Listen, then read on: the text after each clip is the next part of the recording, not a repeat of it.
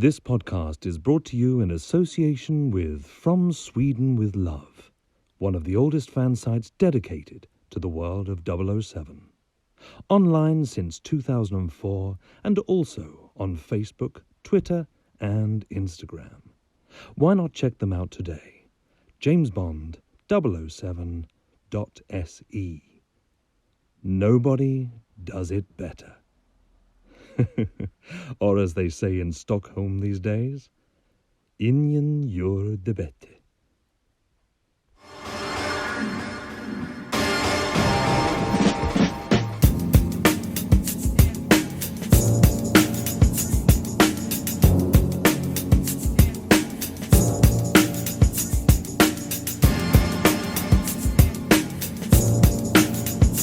Every film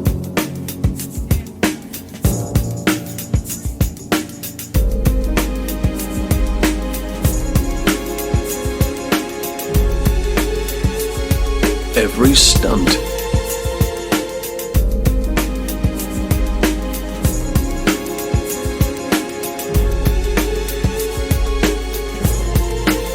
every story,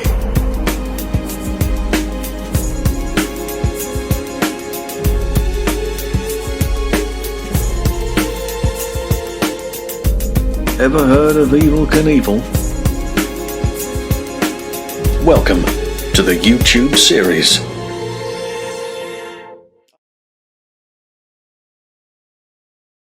Hello folks, how you doing? Welcome to this week's installment, and it is, I'm afraid, the last in the current series of shows looking at the stunts and action on the James Bond films. We will be back, but we've had to take a temporary break because we have arrived at the end of book number 1. You remember the book, of course. Ever heard of Evel Knievel? Well, it finishes with A View to a Kill. We've gone Dr. No to A View to a Kill, and the next book will start with The Living Daylights onwards. So this is the last one. Now the book, of course, we're going to take some time off to finalise bits and pieces with reference to the book. And if you would like a copy of that book, you would like to be considered for a copy of that book, then show some interest. That's what I'm looking for. I'm looking to see what sort of interest we've got. I've got lots of support. People have been very, very supportive, but I want to see what sort of figures we've got going.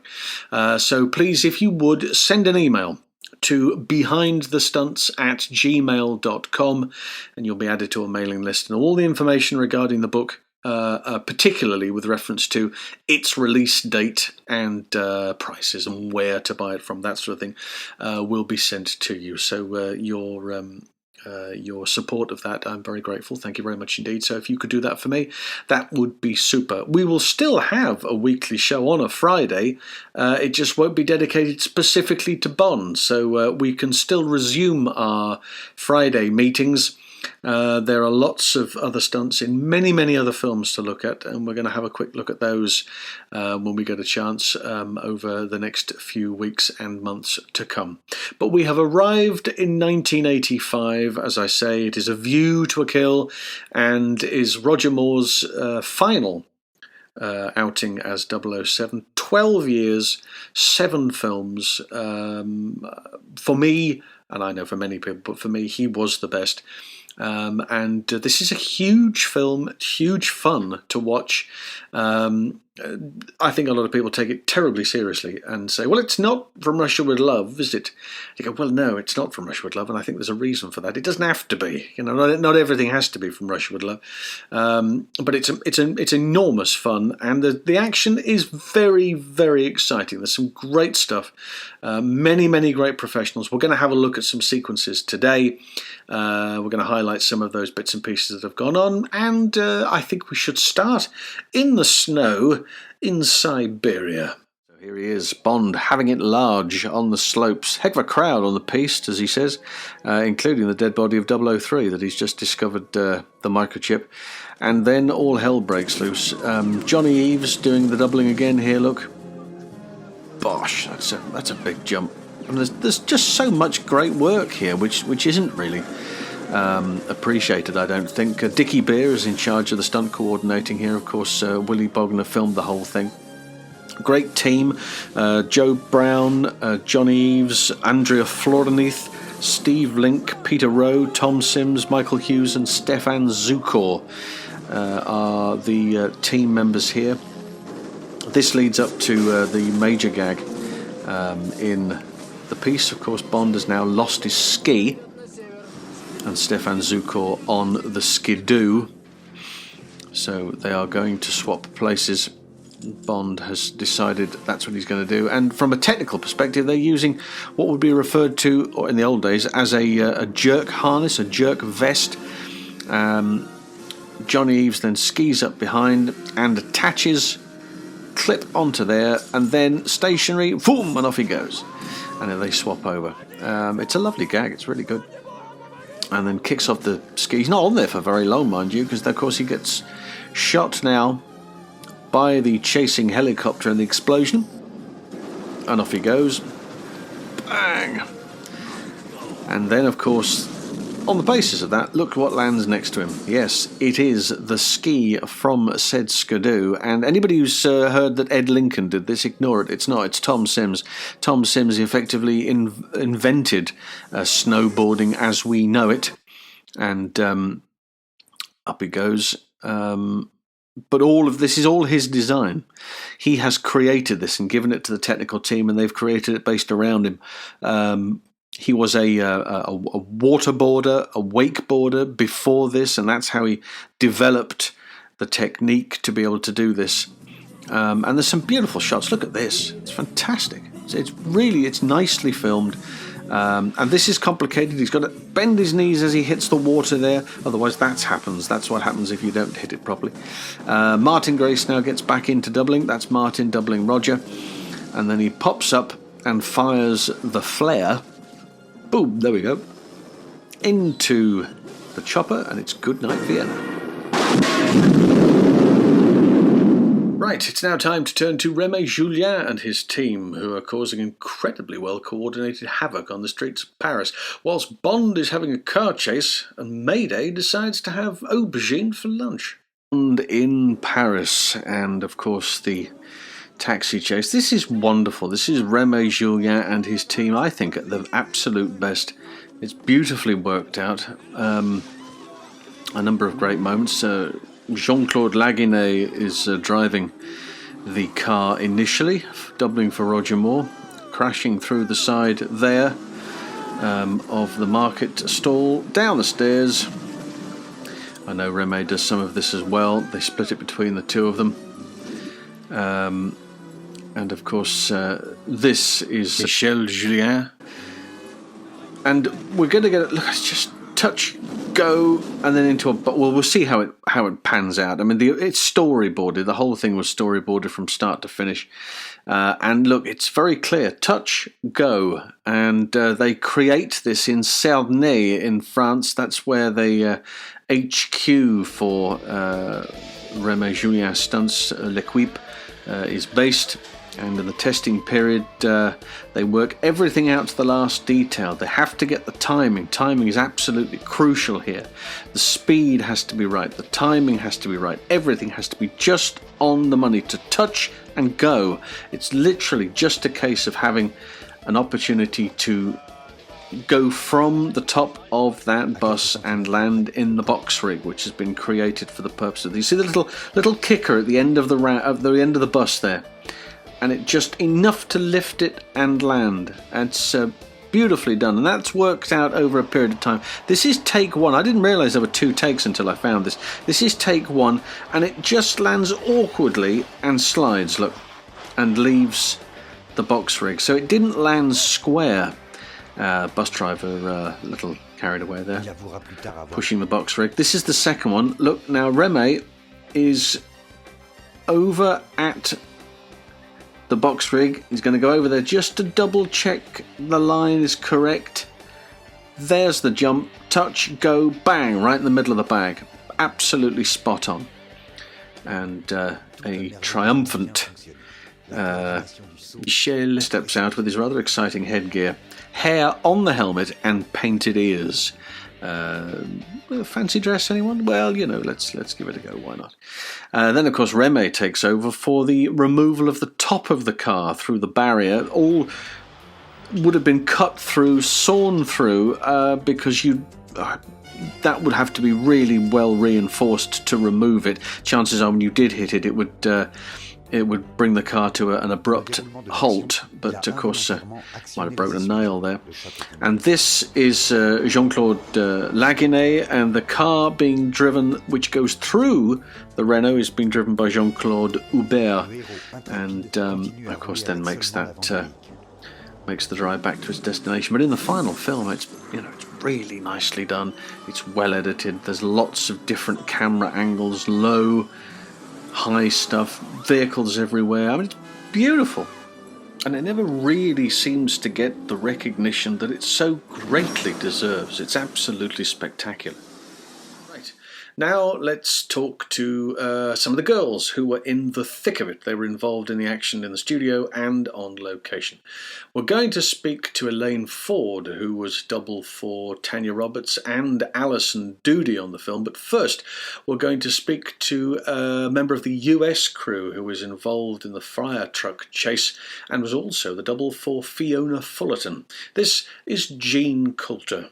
Mike Runyard was on the truck, the fire truck. And the fire truck, the ladder goes out, and Mike Runyard's hanging on the ladder, right. And he hits a camper shell, and it blows off, and there's two people that pop up, which was myself and Eddie Heiss, another stunt guy. Yeah. And that was interesting because they had the explosions right next to our heads. So they detonated it. What happened? Wow. Okay, so it's got detonators on it, blows the roof clear. Yep, blew it right off. And it was incredible. Loud, of course. I had earplugs in, but still. That was all you had in. You had earplugs in and a little sheet, as I remember. And I had nothing. I had nothing on practically. I had jeans on with UGG boots, and I was frozen stiff. It was like 30 degrees that night. We worked all night because they did close-ups on us, Yes. We had a little scene in the camper, and I mean, we were frozen stiff. It was incredible. But, yeah, that was a great show. I did a part in that show, and I did the stunt work in that show. It was a great show for me. I doubled one of the lead actresses. You did, yes, you doubled. You doubled Fiona Fullerton, who is playing a character called Pola Ivanova. Yeah. And you had to work with Martin Grace, who was coordinating that. He was doubling Roger Moore, is that right? Yes, he was. Yes, Roger Moore, what a great guy, and Martin, what a great guy. Yeah. What a great guy. Great crew. I mean, the people were lovely. So neat. I was so blessed to get that show. Of all the women, I was picked to do it, and I was just really. I was so blessed. I thought that was the epitome of doing stunt work, working on a Bond movie. Because how many women in the business got to work on a Bond movie from U.S.? Hardly any. This is very true. Not many. Yeah, exactly. We did the car work with Remy and his boys on the streets of San Francisco. Yeah, with all the car crashes and stuff. Yeah, got to do that too. So I had a few jobs on that movie. It was quite fun, really. That sequence with Fiona Fullerton, I know was slightly tricky because didn't he have to grab onto your wetsuit and pull it clear as you were flipping him over your shoulder? Right. What happens is she's in a wetsuit and you don't know if it's a guy or a girl. So to show it's a girl, he wanted the wetsuit to come off as she's fighting with Bond in that darn wetsuit. Wouldn't come off. We tried everything. We tried Vaseline. We tried powder. But finally, I just said, look, let me just do the powder on it and let's just do it. Right. And we did it and it came off. But that was tricky, trying to get the wetsuit off, and showing it was a girl. That was funny. Never knew that was a stunt before. But the first Bond I'd ever worked on very early on in my career. So, yeah, it was lovely. To get that call, that was the point where I guess it was, I know it sounds incredibly corny, but that was the point where you kind of felt that you were living the dream. Yep. And then when the phone call comes along for the Bond, and you know that you're going to be working with the likes of Roger Moore and Tanya Roberts. It's a dream come true, and it was incredible. Exactly. And of course, you get to work with some terrific people. Firstly, with obviously the names you've mentioned there, but also Martin Grace, and of course Bill Weston, who was down there doubling Christopher Walken. Yes, what a legend. I mean, they were both incredible. I'd heard a lot about Martin, and Martin was very creative, and you could see his passion for the industry. Yeah. And Bill was kind of like my mentor in a way. He was just an extraordinary character, and I'm so glad I got to meet him, because obviously, apart from being a great influence to have on the film set, he is a man of experience, and he just, not just because he was a Buddhist, but he just got it. He got life, if you know what I mean. Yes. He was an incredible person. People will obviously remember him as a character called Green 4, one of the butlers at the Blade and Safe House, but many may not know that he's responsible for a lot of extraordinary action. He was the stunt coordinator on 2001. Of course, the particular sequence that you were involved with him was him lifting you into the airship, leaning out and picking you up. Of course, you were wearing a harness for this, weren't you? Yes, I mean, because of the nature of the costume, obviously when I'm running through the chalk pits and then the airship comes down, right. I wore the harness so that Bill could actually grab hold of something. Otherwise, if he just grabbed onto my costume, I can imagine it just would have ripped to smithereens, and I would have been dangling half naked, and probably dropping as fast as he lifted me. Yes, of course. So it was, and because it was Bill, I felt completely safe, you know. And so it was kind of like a waist harness. So it was a small harness so that he could actually, and I knew that as I was running and he grabbed me, I knew that he wasn't going to lift me up in the air until he had a good hold of that belt, that harness belt. But yeah, I felt very safe. A safe pair of hands. And of course then, not only from there, but then you go inside the mine and they have to jump from the office window. Now, was that you and Jason? It certainly was. Right. Yes, it certainly was. Yeah, we had to, it was myself and Jason. Right. And it was probably something like 10, 12 foot. We had to just jump out of the window before the whole thing explodes. That's right, yeah. Was it your own scream, or were you ADR'd afterwards? Do you know what, John? I think it was my own scream. And I tell you why is because when you do stunt work, it's a release of that energy, and the adrenaline. And I used to find it, and probably other stunt people will as well, I used to find it very difficult when the director would say, "Can you not make a sound?" Yes, we'll put it because on. No, absolutely, because naturally, you know, if you're jumping, if you're falling downstairs, or if you're doing a car knockdown, whatever, it's just that release of energy, and it's just a natural feeling. Yes, really. One could say that it was actually part of acting because you're getting into character, but I think it's a mixture of both. Well, just release, don't you? Well, absolutely. The reason that I ask it, it seems like an odd question, but the reason that I ask it is because the character Stacey does a great deal of screaming throughout the picture. But what is interesting is that the pitch of her scream, and now we know the pitch of your scream, not a million miles away. So I'm thinking they're going, hey, do you know what? We don't need to ADR that. That was actually very good. And consequently leaving it in, as the case may be. But as you just explained there, it's simpler to leave it in because you're doing that as a release for a purpose. Yeah, I think so, and it's just natural, isn't it? Yeah. Really, and I think, well, in the Bond, particularly when we come to the lift shaft sequence, because I was quite a good double for her. They got away with me. If they can get away with my profile, pretending to shout and scream up to James, then I'm sure that they can get away with my scream as well. Well, absolutely. Also, what people tend to forget is that, of course, you are an actor. So it's not only the fact that you're there doing the physical part, but you are acting the character. You are being the character for those few frames on the screen.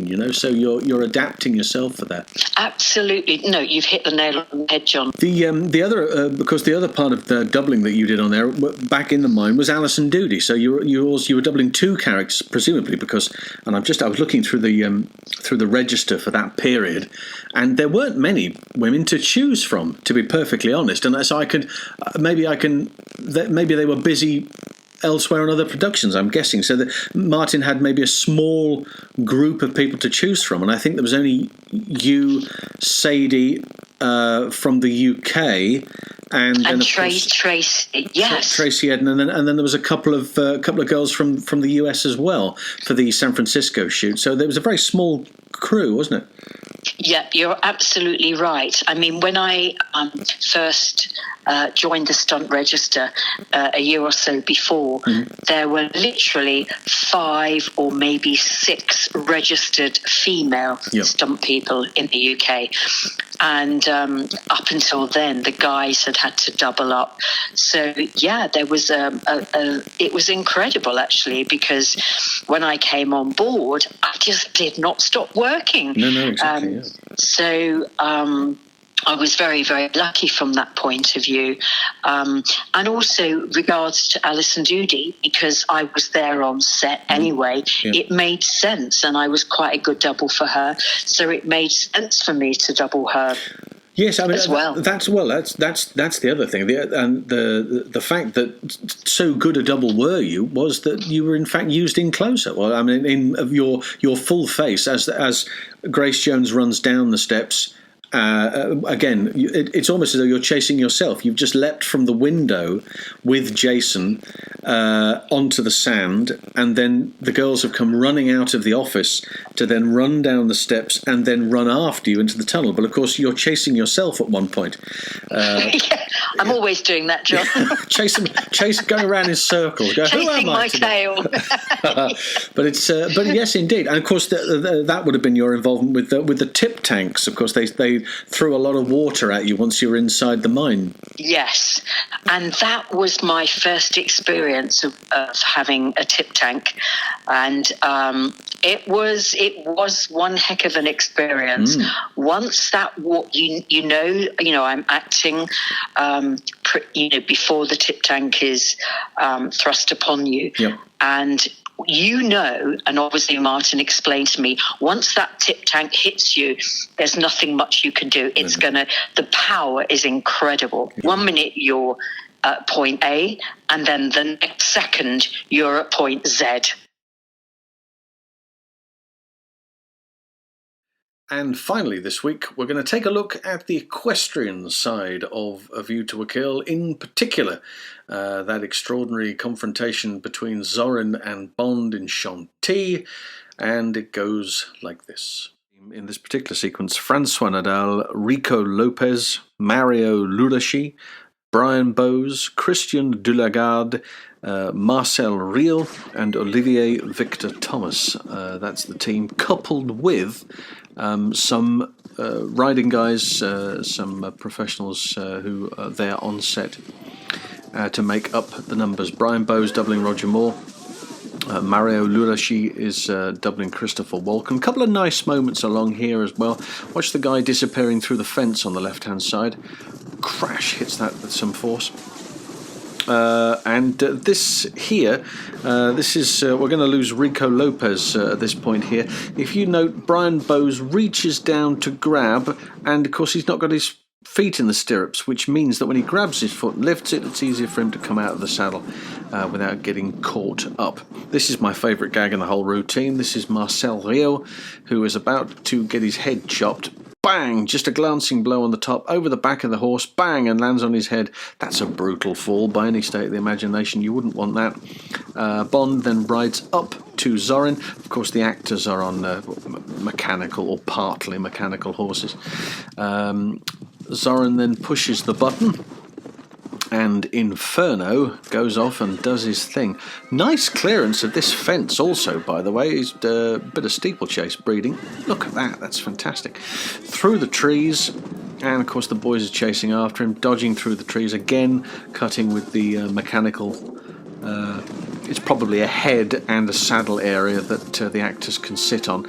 There'll be a switch here because the car is driving up. It'll now be Jason White who will be doubling Roger Moore for the transfer from the horse, throws his whip away. He's got an L step, steps out and gets onto the side of the horse there. And unfortunately, Tibbet has been washed out. Well, that's it then for Series 1. Don't forget to send your emails to the email address that is on screen now. And don't also forget to push the notification button. If you haven't already subscribed, do so, but push the notification button, the little bell, and keep updated about new videos that drop on a weekly basis. So, until next time, bye for now.